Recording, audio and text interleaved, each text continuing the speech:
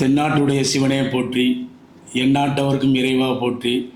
அன்னை மீனாட்சியை வணங்கி, மீனாட்சி பட்டணத்தில் மதுரையில் இன்று மகளிர் தின விழாவிற்கு வந்திருக்கும் உங்கள் அனைவரையும் சிறந்தாழ்ந்து வணக்கத்தை தெரிவித்துக் கொள்கிறேன். மார்ச் 8 அப்படின்னாலே உலக மகளிர் தினம்.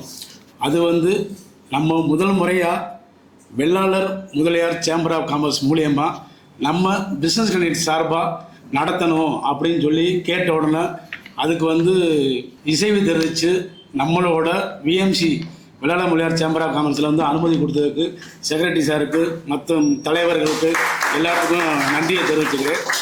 ஏன்னா இது நம்ம பிஸ்னஸ் கனெக்ட் ஆரம்பித்து முதல் மகளிர் தின விழா இதை நம்ம ஃபஸ்ட்டு கொண்டாடுறோம். இது வரைக்கும் பார்த்தீங்கன்னா பிஸ்னஸ் கனெக்ட் சார்பாக 36 மீட்டிங் நடத்திருக்கோம். இன்றைக்கி 37வது மீட்டிங்கோட நம்ம மகளிர் தின கொண்டாட்டத்தை நடத்தணும் அப்படின்னு சொல்லி முடிவு பண்ணுறப்ப நாங்கள் ஒன்று யோசித்தோம். அது என்னன்னு பார்த்தீங்கன்னா, நமது சமுதாயத்தை சேர்ந்த தொழில் பண்ணுற மகளிருக்கு அவங்கள என்கரேஜ் பண்ணுற மாதிரி அவார்டு டிஸ்ட்ரிபியூட் பண்ணணும் அப்படின்னு இருந்துச்சு. ஏன்னா நம்ம இது பார்த்தீங்கன்னா இன்றைக்கி ஆண்களுக்கு நிகராக பெண்களும் எல்லா இடத்துலையும் சாதிச்சுக்கிட்டு இருக்காங்க. ஆண்களுக்கு நிகராக மட்டும் இல்லை, சில இடத்துல ஆண்களுக்கு முன்னாடி போய் சாதிச்சுக்கிட்டு இருக்காங்க. ஏன்னா பெண்கள் இல்லைன்னா நம்மளே கிடையாது, ஆண்களே கிடையாது.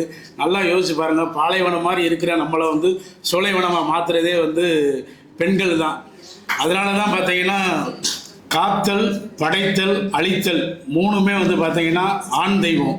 ஆனால் அதில் முக்கியமானது 2 இருக்குது. அது யார்கிட்ட இருக்குது?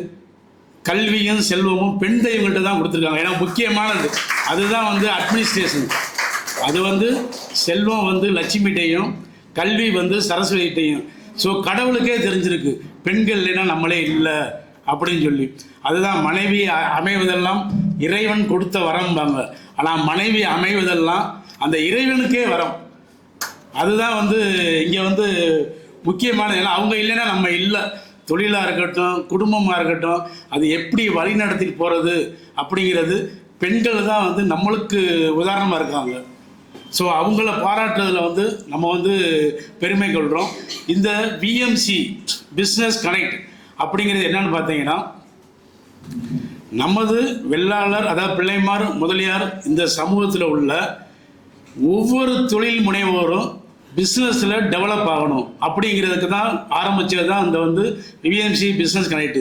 இந்த பிஸ்னஸ் கனெக்டோட நோக்கம் என்னென்னா, தொழிலில் வளர்ச்சி அடைய மட்டும் இல்லாமல் சாதாரண இருந்த இடத்துல இருந்து பெரிய லெவலில் நம்ம முன்னேற்றம் அடையணும் அப்படிங்கிறதுக்காக. முந்திலாம் பார்த்தீங்கன்னா மார்க்கெட்டிங்னு சொல்லி இருக்கும். மார்க்கெட்டிங்னா முந்தி பேப்பரில் ஆடு வரும், டிவியில் ஆடு வரும், வானொலியில் ஆடு வரும். ஆனால் இன்றைக்கி பார்த்தீங்கன்னா ஆடு எப்படி போகுதுன்னா ரெஃபரல் மார்க்கெட்டிங்னு சொல்லி அது ஒரு பரிமாணத்தை அடைஞ்சிருக்கு. ரெஃபரல்னால் எப்படி? அதாவது இப்போ நம்ம முந்தி போய் ஒரு ஜாமான் வாங்குவோம், அது பெண்கள் சொல்லுவாங்கள்ல, நான் இந்த கடையில் போய் சேலை எடுத்தேன், நல்லா இருந்துச்சு, நீயும் போய் எடு, நல்லா இருக்கும், ரேட்டும் கம்மியாக இருக்கும் அப்படின்னு சொல்லி பார்த்தீங்கன்னா முதல்ல மவுத் பப்ளிசிட்டி பண்ணி அவங்கள ரெஃபரல் மார்க்கெட்டிங்கை மூலம் உருவாக்குனதே பெண்கள் தான். ஸோ அவங்க தான் பார்த்தீங்கன்னா இந்த ரெஃபரல் மார்க்கெட்டிங்கை இது பண்ணாங்க. அதே மாதிரி தான் நம்மளும் ரெஃபரல் மார்க்கெட்டிங்கிறது one of the tools. So அதையே நம்ம பிஸ்னஸ் கனெக்டில் உருவாக்கக்கூடாது ரெஃபரல் மார்க்கெட்டிங்கா அப்படின்னு சொல்லி தான் இந்த பிஸ்னஸ் கனெக்டை நம்ம உருவாக்கியிருக்கோம். இது முழுக்க ரெஃபரல் மார்க்கெட்டிங் தான். ஸோ அதுக்காக உருவாக்கப்பட்டது தான். இந்த விழாவுக்கு வருகை தந்திருக்கிற சிறப்பு அழைப்பாளர்களாக வருகை தந்திருக்கிற திரு சித்ரா கணபதி மேடம் அவர்களை வாழ்த்தி வணங்குகிறேன். அதே மாதிரி சித்ரா மேடத்தை சொல்கிறப்ப கணபதி சாரை சொல்லாமல் இருக்க முடியாது. கணபதி சார் மதுரையில் லீடிங் ஆர்கிடெக்ட். ஒரு காலத்தில் நாங்களாம் அவரை நான் ஆக்சுவலாக இன்டீரியர் டிசைனர். நான் மாடுலர் கிச்சன் இன்டீரியர் ஒர்க்கெலாம் பண்ணி கொடுத்துட்ருக்கேன். சாரை பார்க்குறதுக்கு அப்பாயின்மெண்ட்டே கிடைக்காது. அதுதான் உண்மை. ஏன்னா அவங்கள கடம்பவனம்னு நீங்கள் கேள்விப்பட்டிருப்பீங்க. அதோட உரிமையாளரும் சார் தான். இவங்களெல்லாம் நம்ம பார்ப்போமா, இவங்களெல்லாம் நம்ம வேலைகளை எடுப்போமா அப்படின்னு சொல்லி நினச்சிக்கிட்ட நேரத்தில் அவங்களும் நம்ம சமுதாயத்தை சேர்ந்தவங்க தான், நம்மளுக்காக எல்லாமே செய்வாங்க அப்படிங்கிறப்ப ரொம்ப பெருமையாக இருக்குது. அடுத்ததாக பார்த்தீங்கன்னா இன்னொரு நம்மளோட சிறப்பு அழைப்பாளர் டாக்டர் எஸ் பாலபார்வதி அவங்களை நான் வாழ்த்தி வரவேற்கிறேன். இவங்கள சொல்கிறப்ப நீங்கள் நயினார் ஹாஸ்பிட்டல்னு சொல்லி கேள்விப்பட்டிருப்பீங்க. ஆப்தமாலஜியில் வந்து அதாவது கண்ணுக்கு ரொம்ப ஃபேமஸானவங்க நம்ம மலைமுரசு ஆஃபீஸில் இருக்குது. அவங்களோட நயினார் சாரோட வழி வந்தவங்க தான். அதோடு வந்து நம்ம அவரோட சன் டாக்டர் ராம் லிங்கேஸ்வரன் வந்திருக்காரு. அவரையும் வந்து இங்கே நம்ம குறிப்பிடணும். இவங்களாம் வந்து பார்த்தீங்கன்னா அதாவது கண் மருத்துவத்தை வந்து சேவையாக பண்ணுறாங்க. அதாவது இதுக்கு ஒரு எக்ஸாம்பிள் வந்து ஒரு 5 நாளைக்கு முன்னாடி நடந்தது. எங்கள் அம்மாவுக்கு வயசு 76. அவங்க வேலையை கரெக்டாக பார்த்துக்கிட்டு இருக்காங்க. இது வரைக்கும் எங்களுக்கு எந்த தொந்தரவும் இல்லை. தனி வீட்டில் இருக்காங்க. அவங்களுக்கு திடீர்னு ஒரு நாள் எங்கள் வீட்டுக்கு வந்தாங்க. வந்த இடத்துல வந்து பார்த்தீங்கன்னா நான் என் பேத்தி வீட்டுக்கு போகணும் அப்படின்னு சொன்னால் அவங்க வீட்டில் கொண்டு போய் இறக்கி விடுறோம்.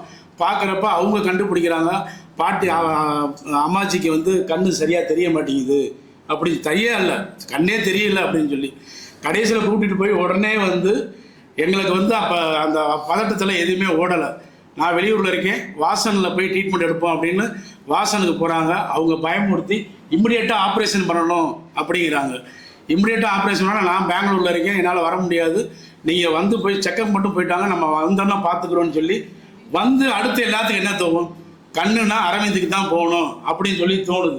உடனே நானும் அரவிந்துக்கு தான் போகிறேன். அரவிந்துக்கு போனால் அங்கே திருவிழா கூட்டம் மாதிரி இருக்குது. ஜிஹெச்சில் கூட அவ்வளோ கூட்டம் இருக்கா போல், அதுக்கு மேலே வந்து கூட்டம் இருக்குது.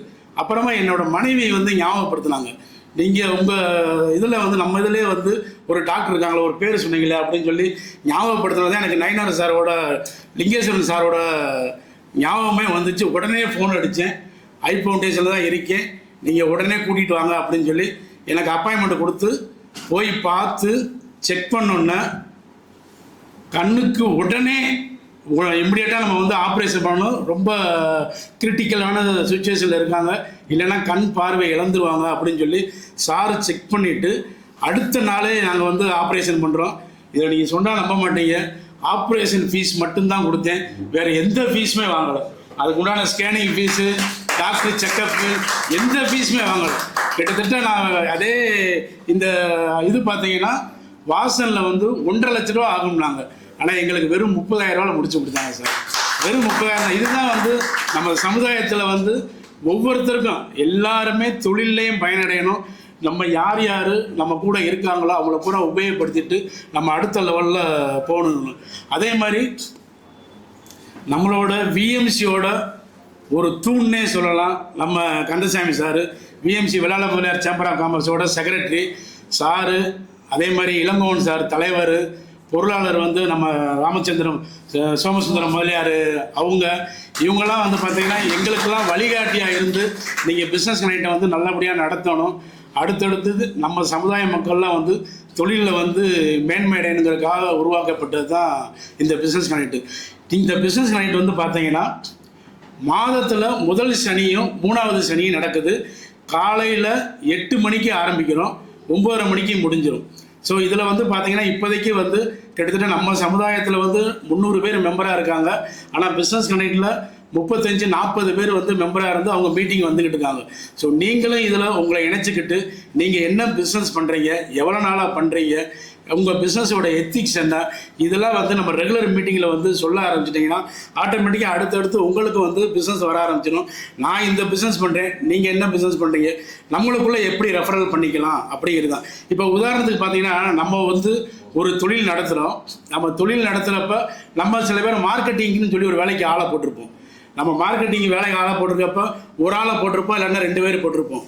ஆனால் இந்த நம்ம பிஸ்னஸ் கனெக்ட் மீட்டிங் வந்தீங்கன்னா நம்ம மீட்டிங்கில் வர்ற 40 பேருமே உங்களுக்காக மார்க்கெட்டிங் பண்ணுவாங்க.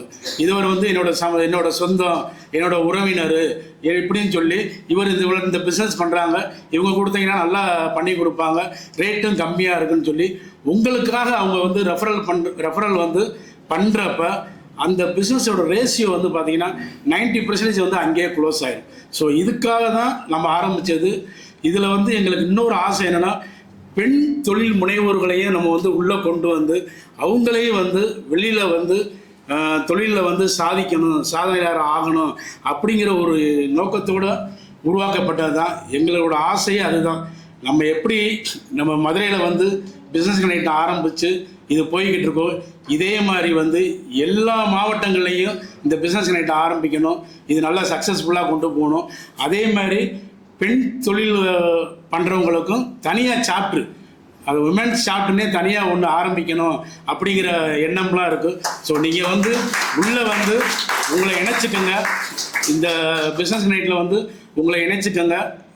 அடுத்தடுத்து தொழிலில் வந்து சேர்ந்து வளருவோம். ஏன்னா தொழில் வளர்ச்சி தான் சமுதாய வளர்ச்சி. நன்றி, வணக்கம்.